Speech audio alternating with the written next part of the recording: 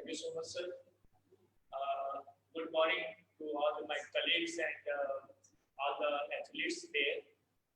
हम आज जैसे हम फेंसिंग में साइकोलॉजी के बारे में बहुत सारी चीजें रही हैं, तो हमने ये फेंसिंग के बारे में जो बहुत एक इम्पोर्टेंट कोट तो ये कि while in training the game of fencing is 90% physical and 10% mental. यानी कि जब आप ट्रेनिंग में हो तो फेंसिंग का गेम 90% फिजिकल है और 10% मेंटल है. But once you move to competition, the proportion reverses. Means the mental part becomes 90% of the main thing and the physical part becomes only 10%. So the mental part is that important for fencing kind of game. अब जो है जब हमने ये establish करने की कोशिश की कि मेंटल पार्ट इतना इम्पोर्टेंट है, तो फिर इस मेंटल पार्ट के लिए हम करते क्या? सबसे पहली बात, जैसे कि फिजिकल ट्रेनिंग हम कंटिन्यूअसली करते रहते हैं, हमारी फिजिकल ट्रेनिंग्स कंटिन्यूअसली चलती रहती है, लेकिन मेंटल पार्ट एक बहुत आसान सा एग्जांपल ले लें. जैसे सबसे आसान सी चीज क्या हो सकती है कि हो सकता है मूड खराब हो. अभी कह सकते हैं मेंटल पार्ट को अगर बहुत मतलब आसानी से उसको समझाने की कोशिश की जाए तो कहा जा सकता है कि मूड खराब हो. तो क्या कभी हम मूड खराब हुआ तो उसको ठीक करने के लिए ट्रेनिंग करते हैं? और मूड खराब होने का क्या असर पड़ता है कि अगर कभी हमारा किसी इंपॉर्टेंट काम को करते हुए किसी इंपॉर्टेंट दिन जस्ट हमारा मूड खराब हो, तो क्या होता है कि मूड खराब होने की वजह से हमारा सारा काम जो है वो बिगड़ जाता है. मूड खराब होने की वजह से सारा काम बिगड़ जाता है. हमारा जो कंपटीशन होता है हम उस पर फोकस नहीं कर पाते हैं, हम अपने काम को नहीं कर पाते हैं. और मूड खराब होने की क्या वजह हो सकती है? मूड खराब होने की कोई भी वजह हो सकती है. अगर आपको आपका पसंदीदा खाना न मिला, आप जो खाना लाइक करते हैं वो खाना नहीं मिल रहा है, अगर आप जहाँ स्टे कर रहे हैं वहाँ फैसिलिटीज बहुत अच्छी नहीं है तो हो सकता है. अगर आपका इवन वेपन अगर आप सही से परफॉर्म नहीं कर पा रहे, लेकिन आपका वेपन सही से नहीं चल रहा है, तो भी हो सकता है कि आपका मूड खराब हो जाए. बहुत सारी चीजें हैं जो कि लगातार मूड करते रहती हैं. आपके और आपके कोचेस के बीच में इंटरेक्शन और जो सारी चीजें, कोई भी बात हो सकती है जिसका असर आपके मूड के ऊपर पड़ सकता है. लेकिन क्या हम कभी भी इस बात पर ध्यान देते हैं कि हम अपने मूड को कैसे कंट्रोल कर सकते हैं? तो ये एक बहुत छोटा सा एग्जांपल है इसका कि मेंटल ट्रेनिंग किस हद तक रोल प्ले करती है आपके परफॉर्मेंस के अंदर. अब जो स्पोर्ट्स की सबसे मेजर इश्यू है, जहां पर वैसे तो अगर मैं स्पोर्ट्स साइकोलॉजी के कंटेक्स्ट में कहने की कोशिश करूं तो स्पोर्ट्स साइकोलॉजी रिलेटेड जितनी सारी प्रॉब्लम्स होती है वो एक दूसरे से रिलेटेड है. लेकिन एक बहुत फेमस वर्ड है स्पोर्ट्स साइकोलॉजी के अंदर एंजाइटी. तो थोड़ा सा मैं एंजाइटी के बारे में एंजाइटी को ब्रेक डाउन करने की कोशिश करूंगा कि एंजाइटी एक्चुअली क्या है. ठीक है, anxiety is a irrational fear, एक अतार्किक डर, यानी कि जितना होना चाहिए आउट ऑफ प्रोपोर्शन किसी चीज का डर, वो एंजाइटी कहलाता है. ठीक है, एंजाइटी की बहुत सारी डेफिनेशंस हैं, जहां पर एंजाइटी को स्टेज एंजाइटी और ट्रेट एंजाइटी में डिवाइड किया जाता है, जहां पर एंजाइटी को कॉग्निटिव एंजाइटी और सोमैटिक एंजाइटी में डिवाइड किया जाता है. मैं अलग सा एक बेसिक डेफिनेशन दूंगा इसका, क्योंकि बहुत मतलब खिलाड़ियों के पर्पस से बनाया गया है. तो हम एंजाइटी को डिवाइड कर सकते हैं रियल एंजाइटी और इमेजिन्ड एंजाइटी, यानी कि वास्तविक चिंता और काल्पनिक चिंता. ठीक है, तो वास्तविक चिंता रियल एंजाइटी के अगर हम एग्जांपल ढूंढने की कोशिश करते हैं तो इसके क्या क्या एग्जांपल हो सकते हैं? रियल एंजाइटी का एग्जांपल हो सकता है कि अगर मान लीजिए कि किसी नियर एंड डियर का डेथ हो जाती है, देहांत हो जाता है. ठीक है, तो मैं एक्चुअली थोड़ा सा क्वेश्चन आंसर के फॉर्मेट में सेशन करता हूं, थोड़ा सा एग्जांपल देने में और क्वेश्चंस पूछ करके उसका आंसर के माध्यम से समझाने में थोड़ा सा मेरा ज्यादा हो गया. तो मान लीजिए किसी नियर एंड डियर की डेथ हो जाती है, तो हम जो चला गया उसको कैसे वापस ला सकते हैं? जिसका देहांत हो गया उसको वापस ले आने का क्या तरीका हो सकता है? कौन सी साइकोलॉजिकल टेक्निक जो है वो उस आदमी को वापस ले आएगी? कोई भी ऐसी साइकोलॉजिकल टेक्निक नहीं है जो कि किसी गए हुए आदमी को वापस ले आए. साइकोलॉजिकल टेक्निक से हम ये कर सकते हैं कि उस दुख से उबरने में उस आदमी की हम सहायता कर सकते हैं. ठीक है, अब अगर इस चीज को हम समझने की कोशिश करें कि यहाँ पर ये जो इश्यू के बारे में हम बात कर रहे हैं कि किसी का गुजर जाना, तो यहाँ पर जो आदमी इस दुख से गुजर रहा है, यह प्रॉब्लम उसके अंदर है या बाहर है, इसको कहेंगे कि उसका लोकस ऑफ कंट्रोल जो कहते हैं, लोकस ऑफ कंट्रोल कह सकते हैं, या प्रॉब्लम का जो कंट्रोल है वह क्या उस आदमी के अंदर है या बाहर की तरफ, यानी उस आदमी का दूसरे जिसका जो उसके डियर डेथ था उसका डेथ होना जो है वो उसके कंट्रोल के अंदर था या नहीं था, नहीं, ठीक है। तो यह बंदा जो है ये इस सिचुएशन में कुछ नहीं कर सकता, यह एक वास्तविक चिंता की स्थिति है, रियल एंजाइटी की सिचुएशन है, जहां पर कि हम बहुत ज्यादा कुछ साइकोलॉजिकल टेक्निक के माध्यम से नहीं कर सकते। एक दूसरा एग्जांपल इसका लेते हैं, जैसे कि मान लीजिए कोई बिजनेस कर रहा है और बिजनेस में उसको बहुत बड़ा नुकसान हो रहा है, ठीक है। अब इस नुकसान को पूरा करने के लिए कौन सी साइकोलॉजिकल टेक्निक होगी जो यूजफुल होगी, कौन सी साइकोलॉजिकल टेक्निक जो होगी वह उपयोगी। तो यहाँ पर फिर वही बात है कि साइकोलॉजिकल टेक्निक के माध्यम से हम बंदे को मोटिवेट कर सकते हैं, हम उसको सहारा दे सकते हैं, जिससे कि वह वापस अपने जो बिजनेस है उसको खड़ा करने की कोशिश कर सकता है। लेकिन कोई भी ऐसी साइकोलॉजिकल टेक्निक नहीं है जिससे कि हम पैसे को वापस लें, ठीक है। तो यहाँ पर फिर अगर हम इस प्रॉब्लम को समझने की कोशिश करें कि ये प्रॉब्लम इंटरनल है या एक्सटर्नल है, प्रॉब्लम उस बंदे के अंदर है या बाहर की तरफ, तो हमें एक बात समझ में आती है कि यहाँ पर भी जो पैसा है आदमी के बाहर की तरफ, ठीक है। तो यहाँ पर ये दो सिचुएशंस है जहाँ पर की प्रॉब्लम जो है वह एक्सटर्नल है, जो कि रियल एंजाइटी की सिचुएशन है। अगर इस तरह की और सिचुएशन के बारे में सोचने की कोशिश करें तो हम नेचुरल कैटास्ट्रॉफ जो कहते हैं, जैसे कोई प्राकृतिक आपदा या इस तरह की दो चार और सिचुएशन के बारे में सोच सकते हैं जहां पर की प्रॉब्लम जो होती है वह आदमी के बाहर की तरफ होती है और जहां पर साइकोलॉजिकल टेक्निक जो है वह उस सिचुएशन को एक्चुअली सॉल्व नहीं कर सकती, ठीक है। अब दूसरी सिचुएशन के बारे में सोचते हैं, प्रोपोर्शन के बारे में ध्यान देते रहिए कि मैं जो बात कर रहा हूं उसका क्या प्रोपोर्शन है। तो दूसरी कहा मैंने कि काल्पनिक इमेजिन देख जाए। इसका पहला एग्जांपल हो सकता है कि हम हाई स्कूल बोर्ड की एग्जामिनेशन या कोई भी ऐसे बड़े एग्जामिनेशन की तरफ देखते हैं तो वहां पर लगभग पर ईयर अपीयर होने वाले बच्चों की संख्या जो होती है वह लाखों में होती है। मान लीजिए आप 5 लाख लोग इसके अंदर एक स्टेट के अंदर 10th बोर्ड के एग्जामिनेशन में अपीयर होते हैं, ठीक है। अब इन बच्चों के अगर सिचुएशन के बारे में सोचा जाए तो यहाँ होता क्या है कि सिलेबस भी एक होता है, टीचर्स भी एक जैसे होते हैं, सिचुएशंस भी एक जैसी होती हैं, एग्जाम भी एक टाइम पे होता है और सबको तैयारी करने के लिए टाइम भी बराबर मिलता है, एज ग्रुप भी एक होता है, ये सारी चीजें, ठीक है। लेकिन बहुत बार लगभग हर बार ऐसे इंस्टेंसेस आते हैं कि इन 5 लाख बच्चों में से कुछ बच्चे जो मुश्किल से 5 या 10 होते हैं जो कि पेपर को देख करके पैनिक मोड में आ जाते हैं, पेपर को देख करके कुछ बच्चे तो फेंट भी हो जाते हैं, बेहोश भी हो जाते हैं। अब यहाँ पर बताइए कि जब अगर सारे बच्चों की सिचुएशन एक जैसी है तो ये बच्चे क्यों बेहोश हो रहे हैं, क्यों यही बच्चे, यहाँ पर प्रॉब्लम बाहर की तरफ है या अंदर की तरफ? बाहर की तरफ सारी सिचुएशन सेम है, वही पेपर, वही सिलेबस, वही टीचर्स, वही टाइम, सब कुछ एक जैसा, वही है। लेकिन कुछ बच्चों के ऊपर जो कि मुश्किल से 0.01% से भी नीचे है, केवल उनके ऊपर इसका असर, मतलब कि यहाँ पर जो प्रॉब्लम है वह बंदे के अंदर की तरफ, वह बच्चे के अंदर की तरफ।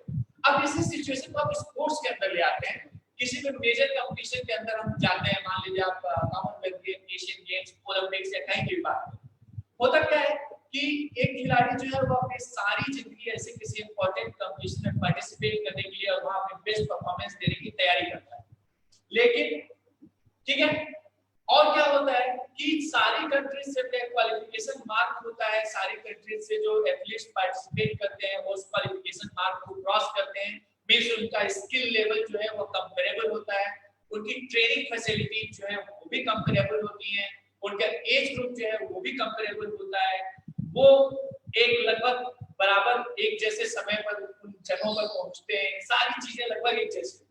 लेकिन वहां पर हमको देखने में आता है कि जबकि ज्यादातर एथलीट ठीक करते हैं, ज्यादातर एथलीट अपने परफॉर्मेंस में सुधार करते हैं, जहां तक परफॉर्म कर पाते हैं वहां तक परफॉर्म करते हैं, कुछ एथलीट ऐसे होते हैं जो चोक कर जाते हैं, एक जो चोकिंग का फिनोमेना आपने सुना है कि कुछ एथलीट जो है वह चोक करते हैं। अब अगर सारी सिचुएशन इन सारे एथलीट्स के लिए एक जैसी है तो फिर ऐसा क्यों होता है कि कुछ एथलीट जो है वो चोक करते हैं? यहाँ पर प्रॉब्लम कहाँ की? इंटरनल या एक्सटर्नल, प्रॉब्लम बंदे के बाहर की तरफ है या अंदर की तरफ है। क्योंकि बहुत सारे लोगों में से केवल कुछ लोगों के अंदर ऐसी प्रॉब्लम हो रही है, इसका मतलब ये प्रॉब्लम भी अंदर की तरफ। अब अगर इस तरह की जो इमेजिन एंजाइटी, काल्पनिक चिंता की सिचुएशन के बारे में सोचने की कोशिश करें तो हम हजारों एग्जांपल देख सकते हैं। आप देखेंगे बहुत सारे लोगों को अंधेरे का डर होता है, बहुत सारे लोगों को बहुत सारी चीजों का डर होता है। यहाँ पर एक बहुत इंपॉर्टेंट बात जो हमारे ध्यान में आती है वह यह कि जब हम रियल एंजाइटी के एग्जांपल सोचने की कोशिश कर रहे थे तो हमको केवल 5 या 10 एग्जांपल, लेकिन अगर हम इमेजिन एंजाइटी के एग्जांपल खोजने की कोशिश कर रहे हैं तो हमारे पास हजारों एग्जांपल, हर एक आदमी के पास इस चीज के 10 एग्जांपल।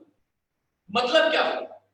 इसका मतलब ये हुआ कि हम अपनी लाइफ में, अपने गेम्स के करियर में जिन चीजों से परेशान रहते हैं उसमें से मुश्किल से 2 या 3% प्रॉब्लम जो होती है वो रियल होती है, जिनको आप सॉल्व नहीं कर सकते। बाकी 97% जो प्रॉब्लम्स होती हैं वह आपके दिमाग के अंदर है, बाहर की तरफ नहीं, और आप उनको बहुत आराम से सॉल्व कर सकते। तो there is a very big hope that we can improve upon the level we are currently performing. ठीक है, अब दूसरी बात ये कि फिर से एग्जांपल, ठीक है, तो फिर से एग्जांपल देता हूं कि मान लीजिए कि कभी किसी को चोट लग जाती है, मान लीजिए कि कहीं प्रैक्टिस करते हुए चोट लगे, हाथ में फ्रैक्चर हो गया या पैर में फ्रैक्चर हो गया, आप डॉक्टर के पास जाते हैं तो डॉक्टर आपको हाथ में बैंडेज बांध देते हैं, ठीक है, और आपको बोलते हैं कि आप 1 महीने रेस्ट करिएगा, उसके बाद आप अपने हाथों को या पैर को इस्तेमाल कर सकते, ठीक है। तो जब आप ऐसी सिचुएशन में, जबकि आपके हाथों में बैंडेज बंधी हुई है, अपने आप को अगर फुल साइज मिरर के सामने खड़े होकर के देखें तो आपको क्या नजर आता? क्वेश्चन कि आप जब फुल साइज मिरर के सामने खड़े होते हैं तो आपको क्या नजर आता? इसका आंसर ये है कि जब आप फुल साइज मिरर के सामने अपने आप को खड़े होकर के बैंडेज के अंदर देखते हैं तो आपको हमेशा यह बात याद आती है कि उस डॉक्टर ने कहा था कि अगर आप इसको 30 डेज तक स्टेबल करके नहीं रखेंगे तो आप इस हाथ को इस्तेमाल नहीं कर पाएंगे और आपका यह हाथ जो है वह खराब हो जाएगा और इसकी वजह से गेम खराब हो। तो यहाँ पर क्या है कि आप उस हाथ को बहुत अच्छे से रखते हैं, उसको पूरा आराम देते हैं ताकि आप दोबारा उसका इस्तेमाल कर पाएं। यहाँ पर ये जो बैंडेज हाथ पे लगा हुआ है वह सिग्नल है, या यानी कि जब हमें फिजिकल इंजरी होती है, जब हमें कोई शारीरिक चोट लगती है तो हमारे पास उसका सिग्नल होता है जो कि यह बताता है कि हमें इस चीज का इस्तेमाल नहीं करना है, नहीं तो हमारे गेम के ऊपर असर पड़ सकता है। अब साइकोलॉजिकल इंजरी में क्या होता है? साइकोलॉजिकल इंजरी मतलब स्ट्रेस हो सकती है, टेंशन हो सकती है, कोई और दूसरी बात हो सकती है, एंजाइटी हो सकती है, कुछ भी, ठीक है। साइकोलॉजिकल इंजरी में क्या होता है? मान लीजिए कि किसी दिन आप किसी चीज से बहुत ज्यादा परेशान, आप बहुत ज्यादा परेशान हैं, आप मतलब एकदम से आपके दिमाग में बहुत सारी बातें चल रही है, लेकिन अगर आप फ्रेश होकर के, अपने आप फ्रेश होकर के, तैयार होकर के ऐसे ही फुल साइज मिरर के सामने अपने आप को खड़ा होकर के देखें तो आपको क्या नजर आता है? कुछ नहीं। आप एज नॉर्मल एज अर्लियर, जैसा पहले आप जो 2-4 दिन पहले, 10 दिन पहले जब आप बहुत अच्छे मूड में थे और तैयार होकर के जब शीशे के सामने खड़े होते थे जैसे दिखते थे, अभी भी वैसे ही। इसका क्या मतलब हुआ कि अब क्या होता है, हमारा दिमाग काम कैसे करता है कि जब हम देखते हैं, हम एक्चुअली देख रहे होते हैं कि हमारे साथ क्या हो रहा है, हमारा दिमाग देख रहा होता है, हम नहीं, हमारा दिमाग देख रहा होता है, हमारा दिमाग हमसे एक अलग चीज, ठीक है। तो जब हम देखते हैं कि हमारा सब कुछ ठीक काम कर रहा है, बिल्कुल सही दिख रहा है, तो उस वक्त हमें क्या लगता है कि अगर सब कुछ ठीक काम कर रहा है मतलब मेरे सोचने का तरीका भी ठीक है, अगर मैं ठीक दिखाई दे रहा हूं तो मेरे सोचने का तरीका भी ठीक है, ठीक है। यानी कि साइकोलॉजिकल इंजरी के केस में सिग्नल नहीं होता, ठीक है। फिजिकल इंजरी में सिग्नल होता है लेकिन साइकोलॉजिकल इंजरी में सिग्नल नहीं होता। अब इसके साथ होता क्या है कि जब भी आप किसी ऐसी चीज से गुजरते हैं, जब भी कोई भी काम करते हुए जब आपको ये महसूस होता है कि मैं ये नहीं कर पाऊंगा, जब भी आपको वो एंजाइटी, नर्वसनेस या वो सारी चीजें जब भी आपको हिट करती है ना, तो एक आपको होता है ये नहीं हो पाएगा, ठीक है। और उसकी टेंडेंसी ये होती है कि जब आप उस काम में फंस जाते हैं, जब आप वो काम नहीं कर पाते तो उसकी फैलने की टेंडेंसी होती है, उसकी स्प्रेड होने की टेंडेंसी होती है, वह एक काम से दूसरे, दूसरे से तीसरे ऐसे जाता है। तो अब क्या है कि हमारे पास एंजाइटी से रिलेटेड 2 बातें हो गई। पहली बात कि प्रॉब्लम जो है वह ज्यादातर इंटरनल है। दूसरी बात कि प्रॉब्लम जो है वह उसका सिग्नल नहीं है और वो स्प्रेड इंटरनल है और उसका सिग्नल नहीं मिलता है, वो स्प्रेड। तीसरी बात कि जब जैसे हम मान ले कहा जाता है कि काउंसलिंग एक बहुत अच्छा तरीका है जो कि हेल्प करने की कोशिश की जा सकती है इससे, लेकिन काउंसलिंग के साथ थोड़ी लिमिटेशंस भी हैं। जैसे कि मान लीजिए हम लोग बात कर रहे हैं यहाँ पर, तो हमारे एथलीट जो ज्यादातर है वो भी हमारे मतलब इतने मैच्योर तो हैं कि उनको अगर कोई बात समझाई जाए तो वह उसके ऊपर सोचते हैं। ऐसा नहीं कि हम उनको जो बोलते हैं वो या मान लेते, ठीक है, कि वो मान नहीं लेते कि उनको क्या बताएं, बल्कि बस सोचते हैं कि क्या जो सामने वाला बंदा बता रहा है वह कितना मेरे ऊपर लागू होता है। एक बात, ठीक है, एक तो बस सोचते हैं और दूसरा प्रैक्टिकल एप्लीकेशन के मामले में भी कि हम जब उन एक्टिविटीज को गेम के ऊपर ट्रांसलेट करने की कोशिश करते हैं तो वहां थोड़ी सी इश्यू होती है, ठीक है। तो इसका मतलब कि हमें यानी कि ये प्रॉब्लम जो है वह इंटरनल है, एंजाइटी वाली प्रॉब्लम इंटरनल है। दूसरी बात कि इसका कोई सिग्नल नहीं है। तो अब क्या हुआ कि हमने ये सोचा, फिर बाद में ये सोचा गया कि कुछ ऐसी चूंकि सारी प्रॉब्लम जो है वह दिमाग से शुरू होती है और दिमाग को बोल करके नहीं समझाया जा सकता, ठीक है, किसी के दिमाग को हम बोल करके नहीं समझा सकते हैं। तो कुछ हद तक कोशिश की जा सकती है, लेकिन बोल करके ये क्या होता है कि हर बंदा खुद करके सीखता है कि अगर वो खुद इस चीज को करके सीखता है तो उसको यह बात पता चलती है कि इसमें कितनी सच्चाई है और कितनी सच्चाई नहीं है। तो क्या हुआ कि फिर हम ये करते हैं कि हम फिर बाद में स्पोर्ट्स साइकोलॉजी के अंदर कुछ ऐसी टेक्निक्स बनाएंगे, कुछ ऐसी टेक्निक्स का आविष्कार किया गया है, कुछ ऐसी टेक्निक्स इस्तेमाल की जाती हैं जिनसे कि इस चीज में मदद मिलती है कि बिना ज्यादा बातों में इन्वॉल्व, बिना ज्यादा डायरेक्टिव, ठीक है, बिना ज्यादा डायरेक्टिव, किसी को डायरेक्ट मतलब डायरेक्ट वो डायरेक्टिव नहीं, किसी को दिशा निर्देश नहीं दे, बल्कि ये करना है कि वह बंदा वह एक्सरसाइज करते करते खुद उसके दिमाग को यह पता चले कि अभी तक जिस चीज से वो परेशान था, अगर वो परेशानी कोई एक एक्सरसाइज करने से, किसी एंजाइटी इश्यू से आप लगातार परेशान थे और एक एक्सरसाइज करते हुए आपकी एंजाइटी खत्म हो गई, इसका मतलब है कि वो एंजाइटी रियल ना होकर के इमेजिन है, और दूसरी बात कि वह बाहर ना होकर के आपके दिमाग के अंदर है।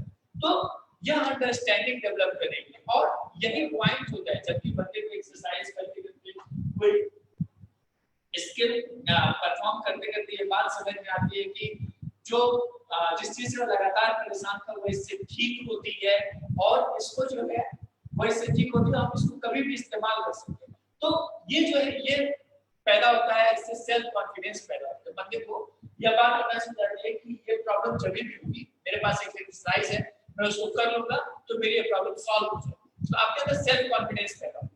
ये एक्सरसाइज करने से एंजाइटी ठीक होती है, कोई बात नहीं, जब भी होगी मैं करूंगा।